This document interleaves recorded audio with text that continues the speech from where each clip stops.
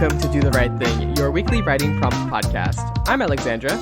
And I'm Jarvis. And Jarvis and I were aspiring writers with one simple and very common problem. We never actually took the time to sit down and write. Exactly. So to solve this issue, we're issuing a challenge. Each week you sit down for 30 minutes to write a complete short story using 3 or 4 randomly generated words. Then we come on the podcast, we read a story, we talk about what we learned in reading it, and then we talk about the rest of the story sent in by you wonderful listeners. The Exactamundo. We're simply here to help you do the right thing. A Doof Media Production. Have you seen //Place? Place I have not. Okay, but I think you've told me about this before. Yeah, did you yeah, I guess you weren't around for the first one, were you? I think that's when you told me, right? Okay, no, we didn't know, because that was back in 2016. I remember because, sorry, y'all, older people, but I was still in high school. So, yeah, I remember, it was my junior year in high school. You're old, hot, you fell off, plus ratio. Plus ratio, thank you, Jarvis. Get ratioed by a podcast. So what would it even look like? I don't even know. Just like a whole bunch of podcasts talking about it, That's funny. but under your tweet, like they're all just linking their fucking their episodes, their podcasts where they make fun of you. Okay, yeah. So, Place was April Fool's Day in 2016. Reddit always does like a special, some sort of special thing on April Fool's Day. And that time they came out with this big canvas, and every 5 minutes you could place one pixel. And it was really interesting seeing the journey as it went from a chaotic blank canvas with people fighting. Then people slowly started to form patterns and join factions. Trying to color the entire page different colors. People have made flags on it. Yeah, too. people making flags, a lot of flags, extending the flags, and then finally organizations making art that would fill in all of the gaps left. So they did it again for this April Fool's 6 years later. So a good amount of time passes, which I think is totally necessary because it kind of needs to be like the Olympics. If it was every year, everyone would get bored very fast. But since it's so far apart, it definitely still feels like a special occasion. And they did a gimmick because it was very different from the first time. It was so much more organized. 8 hours during the first place, most of the canvas was blank, and it was just chaotic. There wasn't any art or anything. But within 5 hours of this one, most of the page was already covered with art and vying for space and stuff. Okay, nice. So there's a lot more organization because this is still community driven, so there's no overhead. Yes, exactly. Okay. And what they did differently is that after 24 hours, they doubled the size of the canvas. So they added a whole new giant blank space for people to fight over. And it's been interesting watching the culture grow and stuff happen over time. So some highlights include, in the first part of the canvas, the trans flag was unfortunately placed where it was being extended, and it was bordering the UK flag, and then following that the American flag. And so there has been symbolism. Yeah, no, literally. So the trans flag was able to blast through the UK flag until the UK flag moved, and then met an impasse at the American flag. And there's just been several back and forths where one of the countries will just take over a section of the trans flag and just destroy it. And then enough trans people will wake up in their respective time zones and come back and fix it all. Finish the yeah, job. So there's been some interesting back and forth. On the new canvas, it was so much more, filled with trolls than in the first section. There's been so many more dick drawings just everywhere. Oh, no. There was the earliest thing I saw on there was an Among Us character with a red penis that was rocketing across the screen and then bouncing around the screen. So that was the first thing that sort of showed up. on that Is canvas. an Among Us character. Yeah. Actually, that's been one of the main like things showing up everywhere. There's like I guess an entire faction of people just like making Among Us everywhere. So anywhere there's open space, there's Among Us. Anywhere where there's granted, like that is what that has been the largest. Among Us. Among Us. Yeah. Yes. Yeah. It's definitely like the largest group to pop up post 2016 of any other demographic. Sure. Which is really, really interesting. Are there any other just like, I guess, pop cultural phenomena from the past 6 years that are present? What do you mean? So, like, you said that Among Us popped up, right? Mm-hmm. So, like, is there a COVID virus somewhere on it, or something like that? That's interesting. Actually, I have not seen any references to COVID-19. That's actually really interesting. I hadn't thought about that at all. I wonder why. Maybe people are just like trying to avoid thinking about it, or like it's just like it's supposed to not be a normal thing, you know? If it was earlier in the pandemic, we might see it, but yeah. Yeah, because I'm guessing the page itself is just sort of a expression of internet culture on a vast scale. Kind of, right? yeah. Which is why things like Among Us would be present. I was just wondering, like, what other very popular quote-unquote memes would be up there. Like, I wouldn't be surprised if, like, Will Smith slapping Chris Rock was in there somewhere. That has or, like, not COVID-19 shown up. or Donald Trump. Has not shown up yet. The Donald Trump, some Donald Trump group, I think it's like / conservative that is maintaining the American flag and destroying the trans flag, so that's relevant. It's very, very interesting. Especially, with the new section of Canvas, it has really changed a lot in the small amount of time that it's been up. It's definitely a different culture from the first section. I think just because like all of the organized groups like made their stuff on the first section, and then when there was all that extra space, they kind of like they were spread thinner, and so like trolls and stuff kind of had better. I don't know. They had less to fight against, basically. That's my theory. Yeah. Anyway. Okay, I see. Yeah, so just more uniformity overall, it seems. Which is honestly really dope. Because this is their second round of doing this, yes, you said? Yeah. Okay. Nice. Which this is perfectly going to breed on over into the cyber real estate space. You're can see it. Correct, yeah. I can't wait until Meta has some stuff about the metaverse on there. I think that will be the best possible thing. Mm-hmm. It's so good. Yeah, and even though like I feel that if someday there becomes a third tier of a reality that's just like the like metaverse, I still feel that Reddit will somehow find a way to operate above the metaverse, so it'll be like a metaverse. Metaverse. Meta. Never met a better metaverse. Oof. I'm sorry.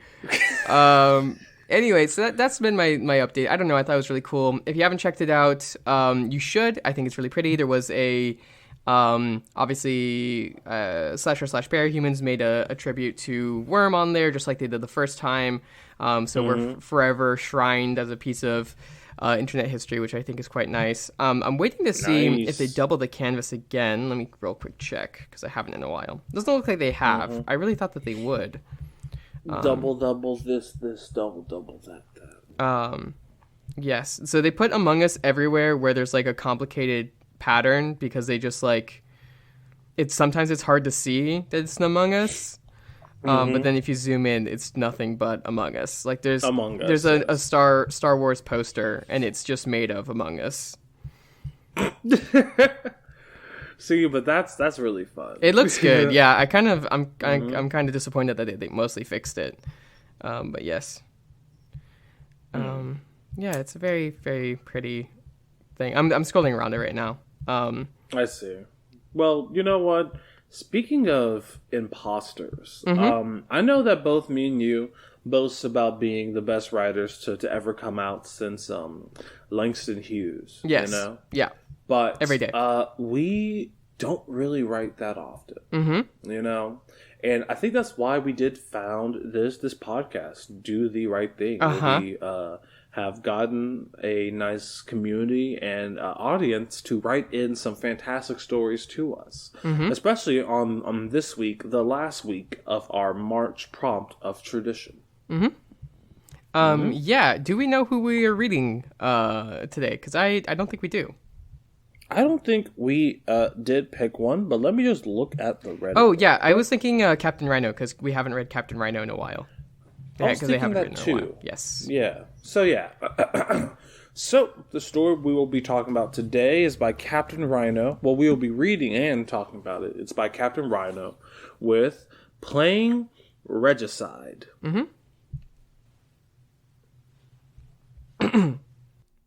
This is Playing Regicide by CaptainRhino. Jakob ran down the corridor, paused a moment to catch his breath, then unbolted the door to the royal suite. "Sire!" he shouted, hurrying through the living quarters. The bedchamber door was locked. Jakob hammered on the door. "Sire! Sire!" and then put his shoulder through the door, knocking the flimsy lock out of the frame. He approached the sleeping figure of the king and shook him awake, a lot more forcefully than was respectful. The king startled. It was a strange place for him after all. "Sire, we need to move. Assassins have penetrated the castle. They have killed some of the guards. These chambers are not defensible. We need to get to the lower dungeons." The king's eyes grew wide. "Assassins? Who would dare?" Jakob thrust a gambeson at the king. "Put this on. We don't have much time." The king stood, dressed only in his nightshirt, then began to put on the padded cloth armor. Lady Carlisle's men stand true to the old way, sire," Jakob said. "We have sworn to never harm the sacred flesh, breath, blood, or bone. We will defend you for as long as we are in Lady Carlisle's custody. But there are others amongst the council's alliance who embrace the new way, and they are without shame. They do not believe you will sign the council's charter, and so they wish to kill you and replace you with your nephew." The king's hands, already shaking, grew worse. He looked up in fright. "They can't do that," he said, panicking. "I have the fourfold blessing. The 4 sacred lives. They can't replace me." "The new men do not believe in such things, sire, and their resources are more than you know. Quick, we must hurry." Jakob grabbed the king roughly by the arm and hurried him from the bedchamber.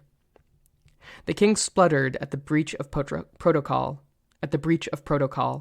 only to be silenced by the serious look on Jakob's face and the flintlock pistol he held in his other hand. Not pointed at the king, pointed at the doorway, as if an assassin could come bursting through at any moment. They entered the corridor that Jakob had come from, and turned left. 10 Carlisle men in loose formation came running the other way, all armed with pistol and scimitar. "For the fourfold blessing," they murmured as they saw the king, but their focus was clearly elsewhere. They ran past. 15 seconds later, there was a gunshot from somewhere behind Jakob and the king, followed by a scream and the sound of clashing steel. "Gods above and gods below," the king swore. "Hurry, sire!" They ran. Jakob leading the king up hallways and downstairs, weaving through the warren of Castle Carlisle. Wherever they went, the sounds of fighting were not far behind. Despite the physical exertion, the king's complexion was growing paler and paler. When they reached the lower dungeon, they found it deserted. The king stopped in a panic. "Where are my men? The others you captured?" "They are in the other dungeons, sire. This is a lower dungeon. Few know it, and it is easily defended. You are safest here." Jakob grabbed a lantern from the wall, and then the wall right by his hand exploded into fragments of stone. He whirled around, dropped the lantern, and drew his scimitar. A man in dark leather armor stood there, already throwing his pistol to one side and lunging with his own short sword. The king shrieked in terror.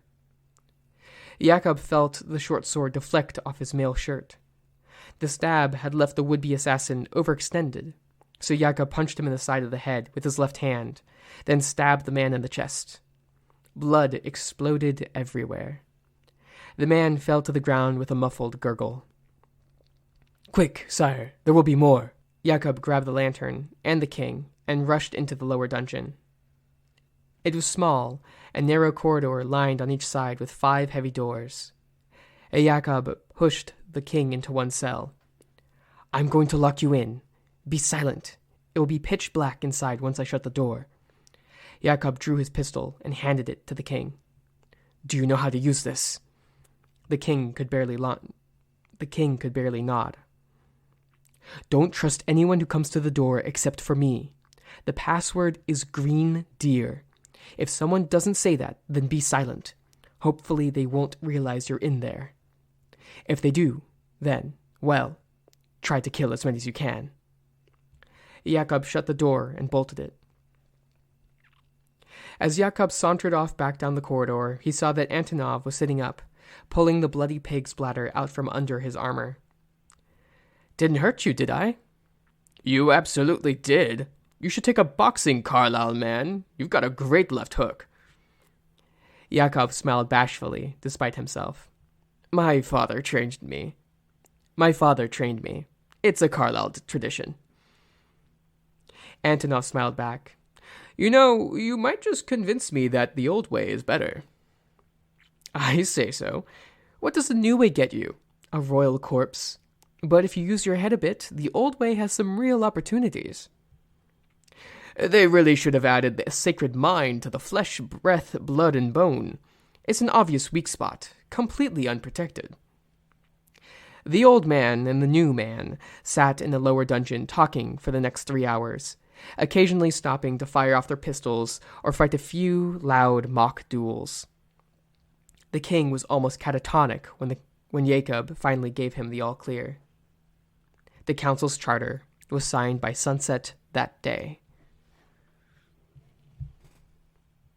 Cool. All right. Well, I really enjoy the pacing of the story, first and foremost. I really do love how we start off in this sort of tense moment where the king has to win, and we see how Jakob is trying everything to sort of protect him.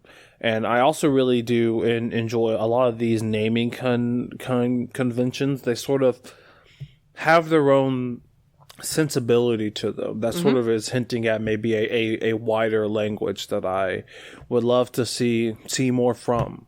But yeah, I think that the dynamic between Jakob and the king is very nice. We can tell like exactly how they normally interact, how much Jakob probably does to protect this king. So yeah, overall, I just think that this is a really solid and accomplished story that does really well at its pacing to keep us engaged and interested and entertained, while also giving us wider pieces about the world building here. So really good job.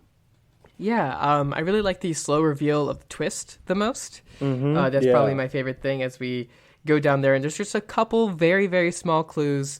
One that I don't think is like really drawn any attention to, but it's there, is how they don't actually see anyone do any fighting. It's always something far away. How the dungeons are empty. I mean, as soon as our main character puts the king in the dungeon and locks him in there, I was kind of like, okay, this is clearly a trick.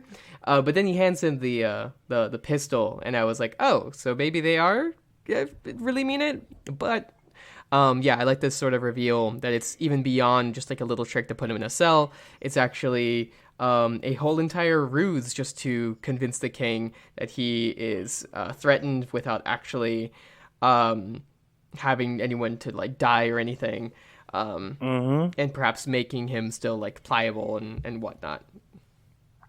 Yeah. What's I mean, like I've never seen any, I guess, tactic like that, which is why I really do enjoy this story. It's sort of just solely playing mind games.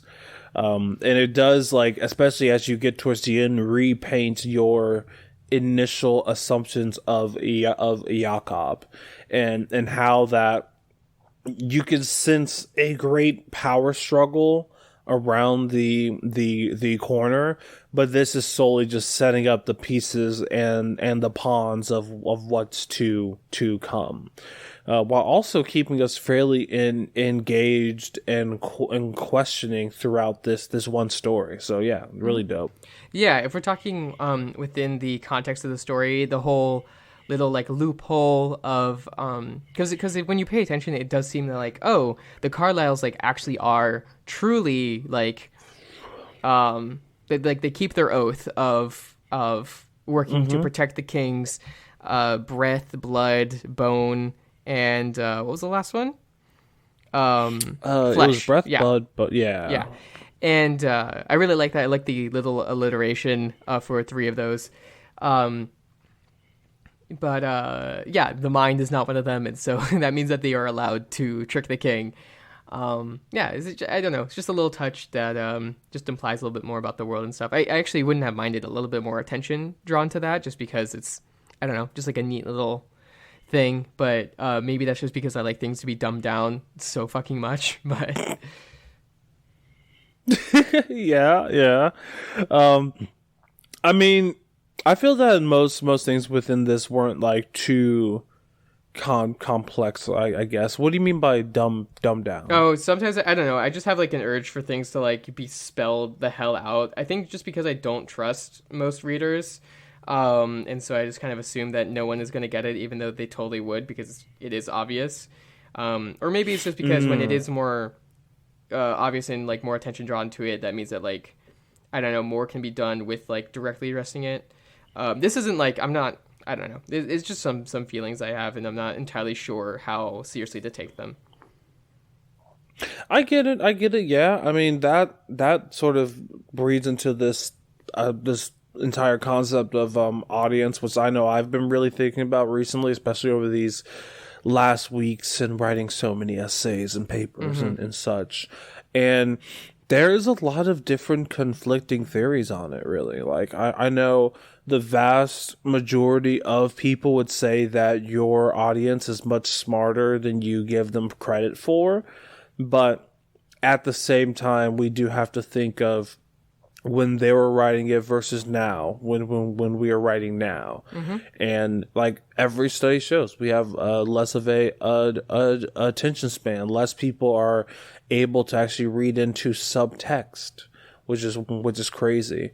So yeah, I mean, I think it is very valid to have the important bits of your story, quote unquote, dumbed down. Yeah, I'm not necessarily telling CaptainRhino to do that here. Just like, I don't know, that's an urge I have while I'm reading the story. Yeah, and it really just comes to audience. I mean, like, saying with like, I know I had to write a essay this week about metal music, right? And I was talking about Iron Maiden, right? And if I was just writing this in general, I wouldn't have done this. But knowing that my audience is a older woman who, in most of her free time, reviews classical music, so she will know about music, but she probably won't know about metal. So I did have to spend a while sort of explaining the foundations of it. Basic terms and stuff. Yeah.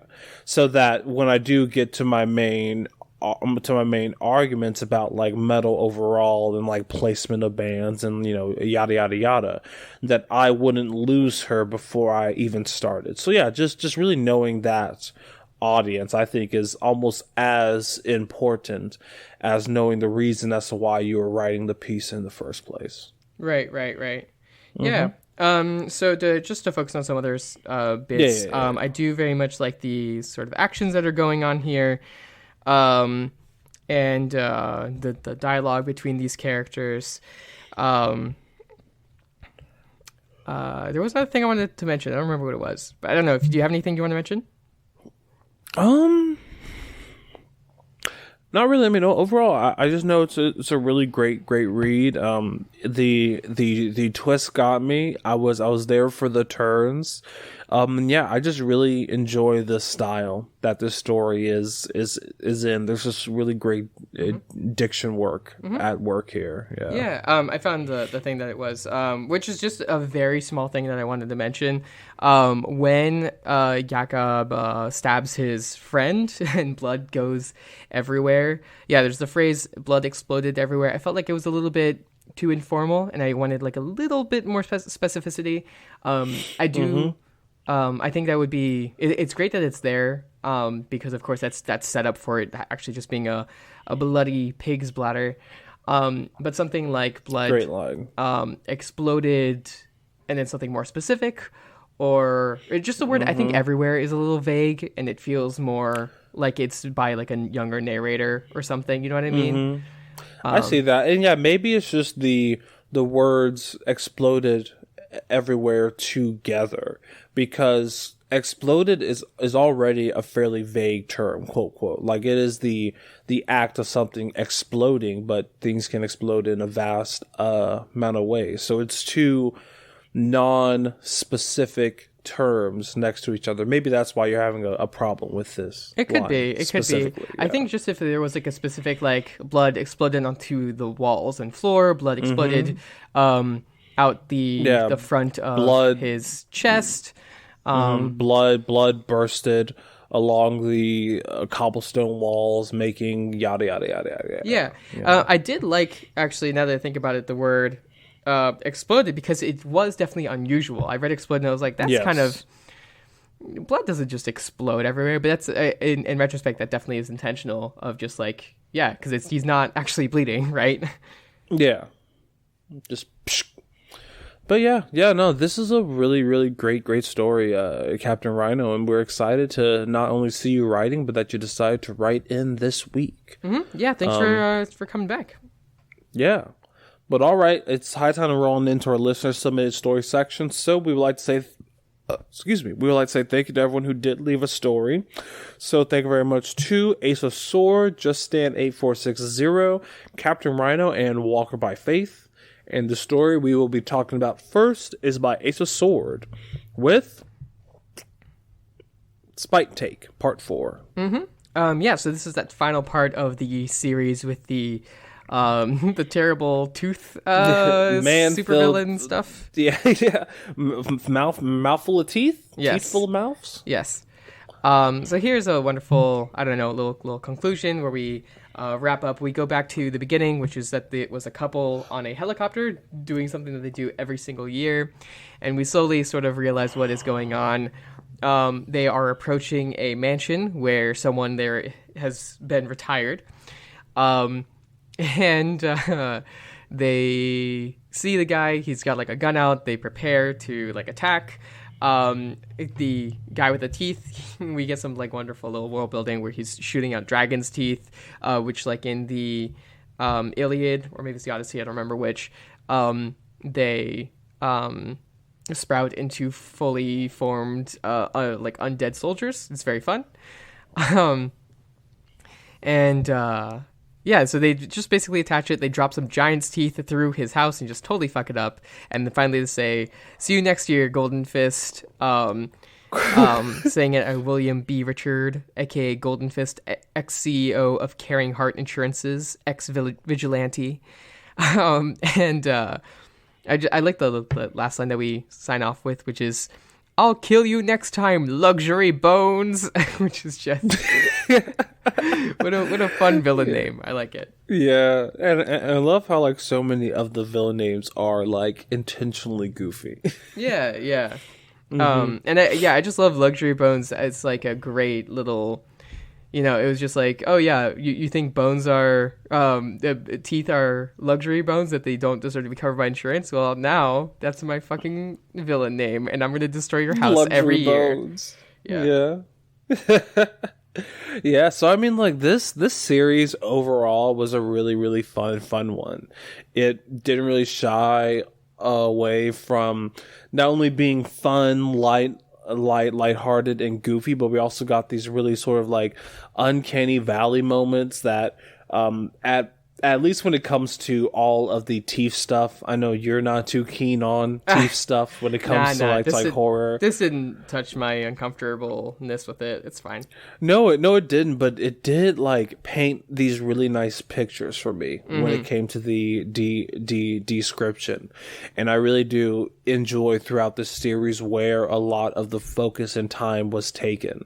And on top of that, the series overall really gave us like a nice picture of this overall world while staying very hyper focused on these specific characters, was I think is a difficult thing to really balance when you are trying to not only establish a world but to establish characters and then on top of that make it funny, you know. So there are a lot of layers that were at play here, and I think on practically every front this series of stories was pretty successful and gave us a fairly satisfying ending. Yeah, I thought it was very fun. Yeah. Well, all right, our next story is by Just Sand 8460 with Sarah and the Wolves Part 6, Cousin Cal. Yes, this is part of that series with the lovely chicken named Sarah. So this random other chicken has shown up, kind of like a suitor. Cousin Cal. At the same time that the wolves have shown up. And she goes out there, she's trying to sweet talk them and asks the rooster to just act normal.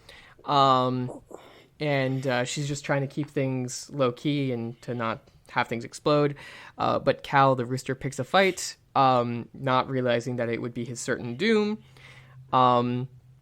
And Sarah gets like really freaked out about it. Finally, it fully like explodes into a real confrontation. The rooster goes and rips Craig the wolf's eyes out, or one of his eyes anyway. And because she wants to avoid just a bloodbath, which she would die as well, Sarah murders her second rooster. The second one after the one that assaulted her mother, and like rips out his throat, which is really metal.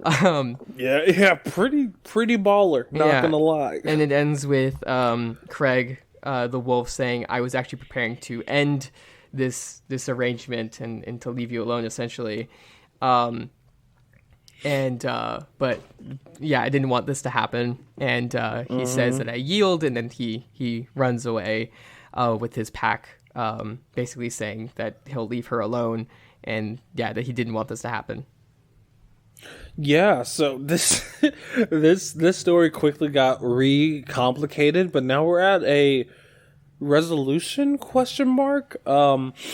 yeah, I really like the addition of this sort of cousin Cal, because Calvin is this sort of like very cavalier, taking on this role as a protector of sorts, but this unwanted, overbearing protector so quickly. And like you can tell that as soon as Craig came in, they were really butting heads. I did not expect it to just sort of jump into an all-out brawl, but I do really love how it was described. The scene itself going from like pretty heated back and forth, but nothing too crazy, to Calvin just like sprinting and just trying to get at Craig, and having Sarah to once again put down another rooster, which seems to be a sad trend for her. So yeah, I think that this story ended this section of the story ended in the very crazy place, in a very exciting place, which is very different than what we've seen previously from this story. And I'm really wondering if Craig is really going to leave Sarah alone. Like, if this is the like end, or if there is still more messiness to come. Because I know Sarah's probably in a emotionally wrecked place at this point. Yeah, Just Stand in the comment does say that this is just kind of like the ending that they were able to come up with. I think it's totally, if you want to leave it as is, I think that's totally more than fine and totally okay. If you want to do more with an ending, I think that there's totally room here. It totally feels like there's room for Craig to come back and talk with Sarah and for them to, like, I don't know, get along a little bit better. But yeah, no, this totally works as well. I did want to say, yeah, it's interesting that the sort of themes that are sort of going on here, the sort of ones that are hinted at, even if they're not like super explored super in depth, because you have so just to go through, this is just like the relationships that Sarah has had with the men in her life, which I think is very interesting. So you have in her past, her mother being assaulted by a rooster, so someone that, like, I don't know, is supposed to not be a predator but was, and then she was at the whims of a terrible, like, wolf predator that had, like, that veneer of politeness while still being vicious underneath. And then basically the exact same thing with Craig as well, who also assaulted her. And then you have this last rooster that's, like, want to fight her assaulter, but someone that you could view as her abuser. And then that she turns on them as well. Because she doesn't want it to escalate and doesn't want to make the abuser angry, basically. So it's very interesting what's going on here and sort of the ways that things are being dealt with. I don't know. There's stuff I think about that too. I've definitely. This is something that I don't know. I was thinking about because it came up on TikTok a couple times, of like. Okay, I'm really getting into a tangent now. But so you know how, like, there's various responses that you can have to stressful situations, and there's a couple more responses to abusive situations. So you have your fight or flight, right, for various stressful situations. There's also freeze, depending on what's going on. And then when it comes to interpersonal stuff, there's also fawn, which is to placate the abuser at any cost, basically. So rather than running away, rather than freezing up, rather than fighting, you just kind of give in and try to make everything better for them. And so that's kind of what I see Sarah doing here. I don't know. I've just been thinking about it because I definitely have that sort of response. Picking the side of the bad person over someone else that's, like, picking the fight, just because it's like, which one can I actually get to calm down, kind of thing. Yeah, it's interesting.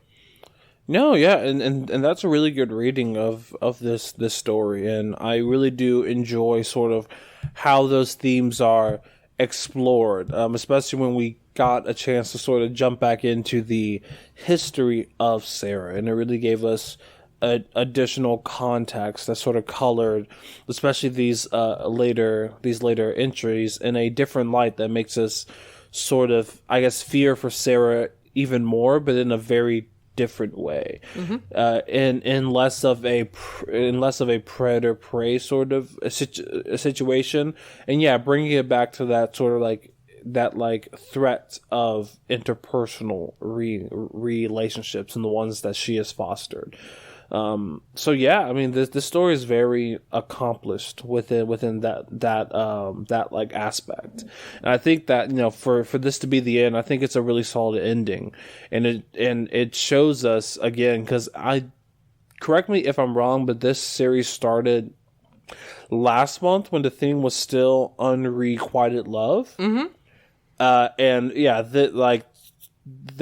concept fully followed through to the very end. How this quote unquote love was never meant to be, no matter how much Sarah felt for someone like Craig, and no matter how much any other event within her life sort of makes them want this sort of love. The fact of the matter is that it wasn't meant to be, and I enjoy how we got to see that at the very end. Yeah, definitely an interesting thing in addition. Yeah, the whole, like, desire to, I don't know, that the attraction to someone who would be an abuser, and how that's, like, really like unhealthy.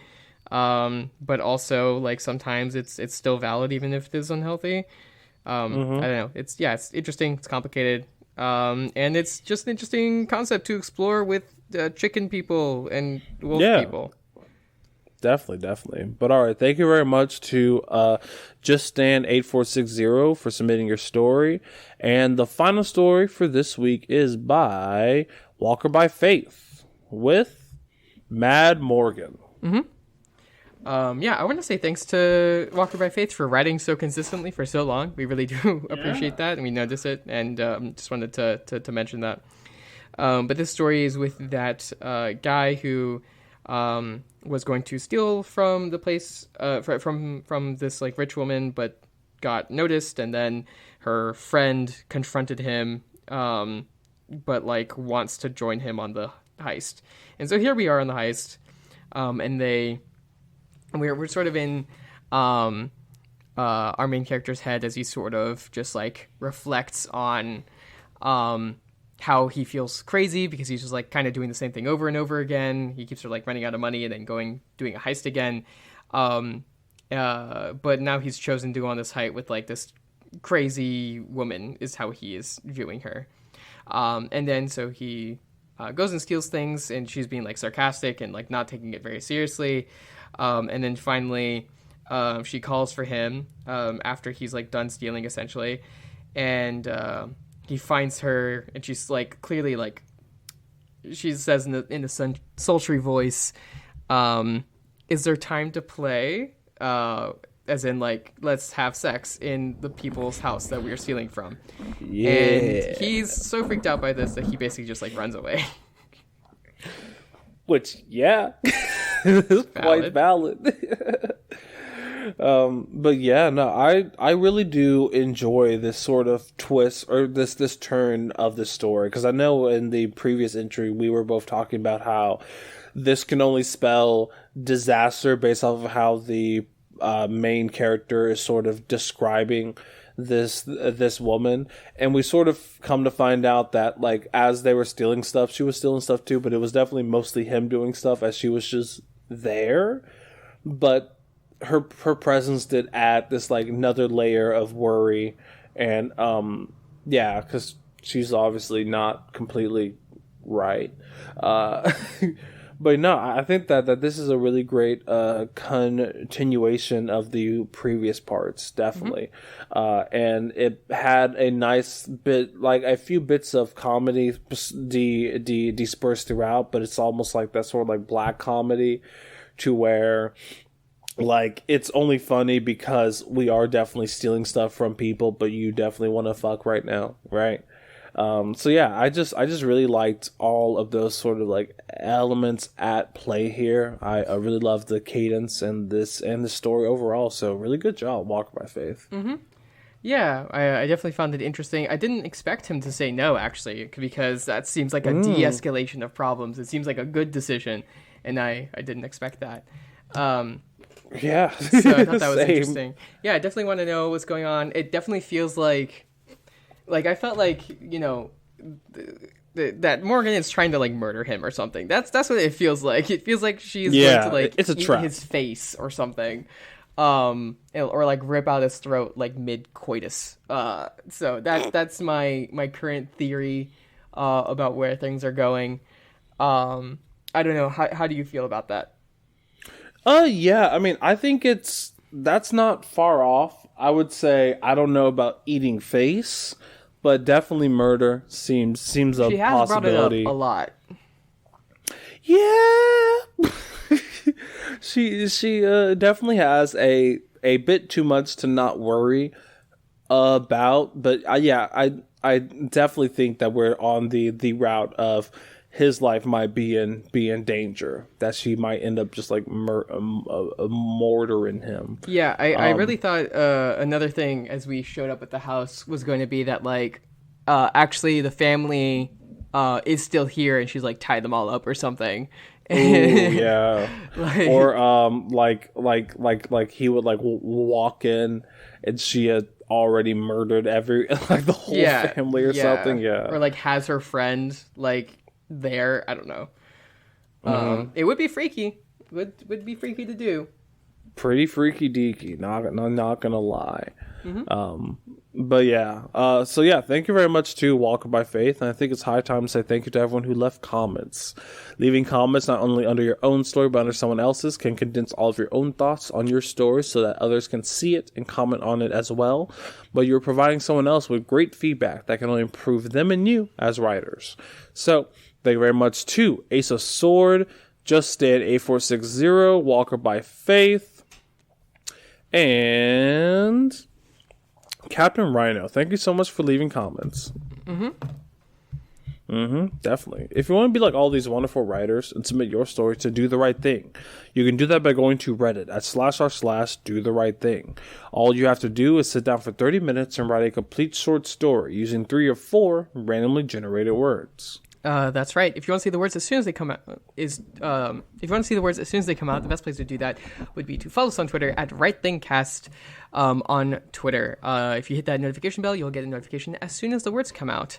As well, you can send us an email at rightthingcast@gmail.com if you want to let us know anything about anything. Real quick, I want to address Justand 8460 left a comment asking everyone generally, what is your motivation as a writer?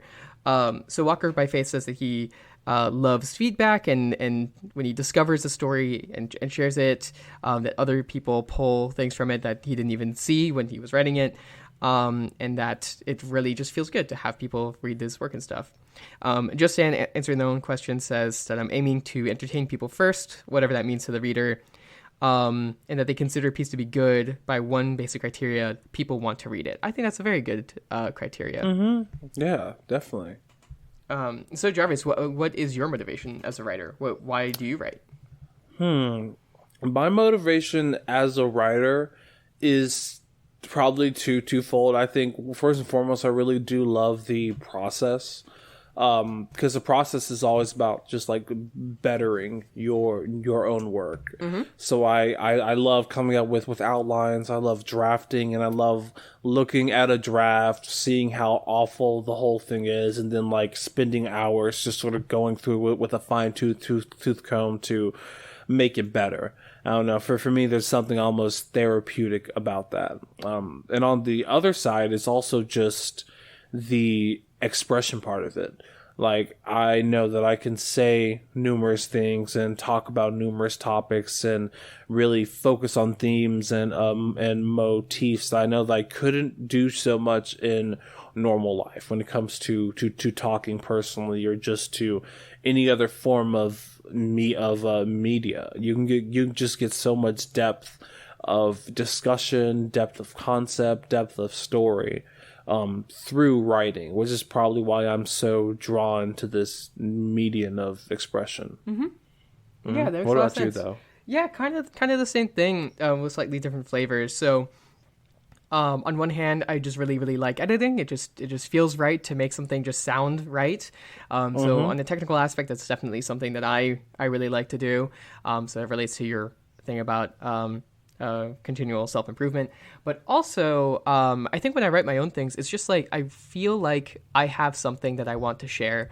I have like an idea that I really want to realize, that I want to get out of my head and onto the page and like, I don't know, show people how cool this idea thing, this concept I made up is, or this thing that I've been thinking about is. So that's usually my motivations. It's like something I've been struggling with and trying to find an answer to, or I have like a cool idea that I want to show people because I just think it's interesting.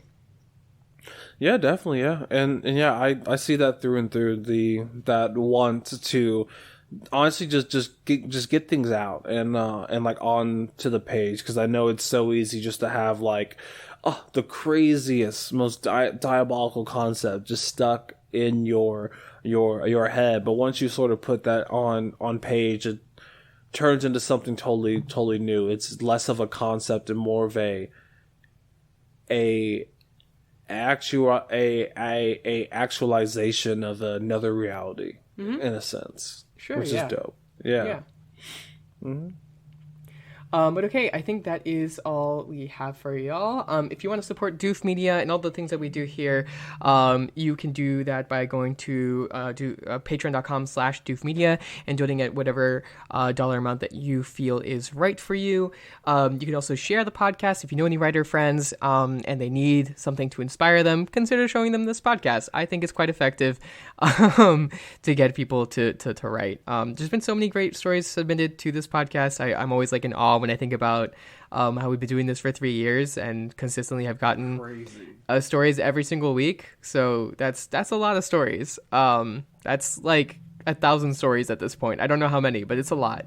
Yeah, thanks for everyone who has submitted this story, and if you haven't in a while, or you're just, I don't know, thinking about it, please do. We always want to read your stuff. Yes, definitely. Well, all right, time to roll into next week's words. Let me go ahead and roll. Cool. So, the theme or topic for the month of April is going to be satire. This is a topic that we have done previously in previous years, but we would love to see what your own and new take on satire is and can be. It can be overly funny, or it could be fairly serious, just as long as you are poking fun of a larger concept, whether it is a issue within society, whether it is a kind of person, whether it is a idea, a school of thought. As long as you are sort of portraying that and poking fun at it through its shortcomings, it will be satire. Yeah, try to make sure it's not like just mean-spirited. Try to, if you're going to punch up, that's much better than punching down. Ideally, it's something that you're very familiar with, not just out of like respect or whatever, but also just because if you're more familiar with it, then you can probably do a better take on it, right? And making fun of ourselves is always a really, really great place for that. So yeah, consider writing something about satire and just comedy generally as well. I think this is a good month to practice that. It's April. It was April Fool's Day, so that's kind of that's the reason. Yeah. Did you do anything for April Fool's Day? Did you prank anyone?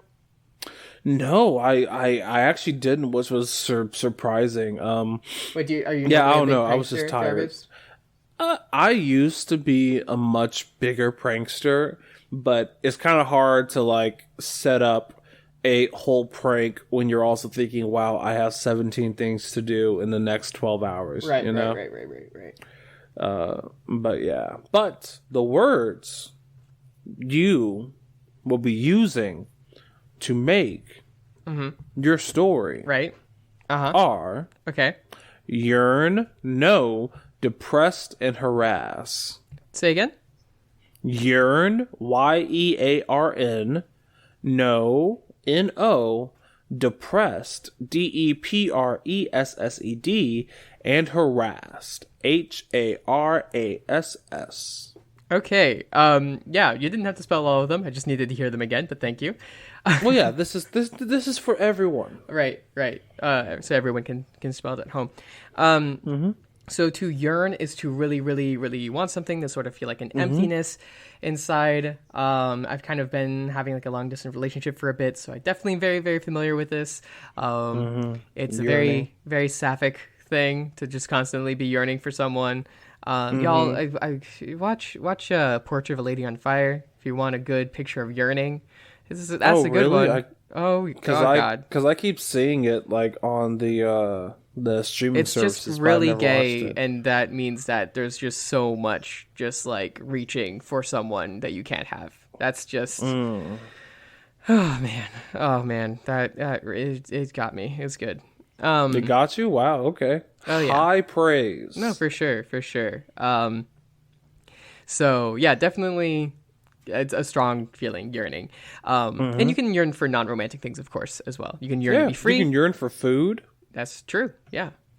So the next word is no, which is a negation. It's that you don't want a thing, which maybe someone is yearning for something, and then someone else says no. Maybe it's the person that they're yearning for. Maybe it's someone else that's in charge of the whole thing. Who knows? Next is the depressed, which is is mood. It's relatable. We it's all a know vibe. what that is. Yeah. Fucking hell. It is the main vibe. I really don't understand how people are not depressed. It's been my default state for so long. Not to be all like, ooh, I'm mentally ill, but I am. But like, I just don't understand. How can you be any other way? I don't get it. But anyway, I don't know, just a state kind of without happiness. Often it's like a numbness. You don't really have motivations. Sometimes it's hard to get out of bed. It can be brought on by specific events, in which case it's pretty much a natural response. If someone dies and you get depressed, that's pretty valid. But it's also sometimes just a chemical thing where there is no cause whatsoever. Yeah. And next is harass, which is when you bother someone. Yeah, when you bother someone else, there are different forms of harassment, but at its basis form, it's just when some person bothers someone else, and the person that is being bothered does not want to be bothered. That's right, which is why it could definitely match up with no and yearning. Absolutely. Yeah, so I feel like if you wanna satire some like incels, this would be the perfect week to do it. It's all right there for you. Yeah. Yeah, well, wait, hold on. Didn't you say not to punch down? Okay, but like that's not. They're men though, so like that's What? not. I don't think that's how it works. You're not supposed to punch down in like a societal like structural sense. That's the main thing. Sure, I mean, Like, I think Donald Trump is like really fucking pathetic in a lot of ways. I do pity him straight up, but he's also he has power, so that's what makes it okay. Yeah, but incels inherently don't have power. Well, they're the butt of every joke. They do have power because they're men, and they don't recognize that power that they do have, and then they hurt people because of it. They feel that they're entitled. That's why that they are so sad. Yeah, but it's so sad that they feel entitled. I don't know. All I'm saying is that to make I get fun what you of, mean, to, but to I make disagree. fun of to make fun of incels are saying that they're at a higher standard. If you're not punching down, if you're punching up, you can't really punch up at incels because maybe it's just me, but I view them as like the lowest tier of internet group. Yeah, I don't know. It's complicated. It is complicated, but I think they're an acceptable target. So, Sure, yeah, do it. Fuck it. no, don't fuck them. That's the whole. Yeah. Yep. All right. Or hey, maybe it'll fix all of their problems. You're so right. Maybe, honestly, they just maybe need some sex. No, they just need a hug. No, because if you give them a hug, then they'll be upset that you didn't have sex with them. Because like, what, you're gonna leave them in the friend zone? That's terrible. If That's you true. give an incel a hug, he'll want a blowjob too. That's like that old children's book. Yeah. If you give an incel a hug, they'll want a blowjob too. Yeah. Yeah, and if you give them a blowjob, I read that in like fifth grade. I need to remember the rhymes for that. All right, Jarvis, give me your 3-second story. 1, 2, 3. Yearning is not a good thing. Mm-hmm. When I yearn, I become depressed and I harass myself mentally because it turns out I was just hungry the whole time. I was hangry, but no one gave me any food. Yes, yep. I think I also have a story about food, actually. So it's about a mouse that lived in a house, and Mouse in a house. the grandma would make these pies and put it on the windowsill. What's your louse? Yeah, and so the mouse would see that and see the air going and be like, "Oh my gosh, that's so delicious! I yearn for it." And then the mouse asked the lady, because the lady was the mouse's landlord because they owned the house. Can I have some of that pie? And the landlady was like, no. And then the mouse got really, really, really depressed, but then began a campaign of harassment against the lady and really crossed some lines. Like really bit holes in like the lady's underwear and stuff. Like really shouldn't, like, that's uncomfortable, like into their private stuff. And they got evicted because of it. And they honestly kind of deserved it. They were fine. They had an engineering job, so they landed on their feet. But yeah, so that's my story. Wow. Okay. So they landed on their feet after messing up, which is kind of the whole theory about America. That's is right. That you fight every day, and you might fall down, but if you land on your feet, do the right thing.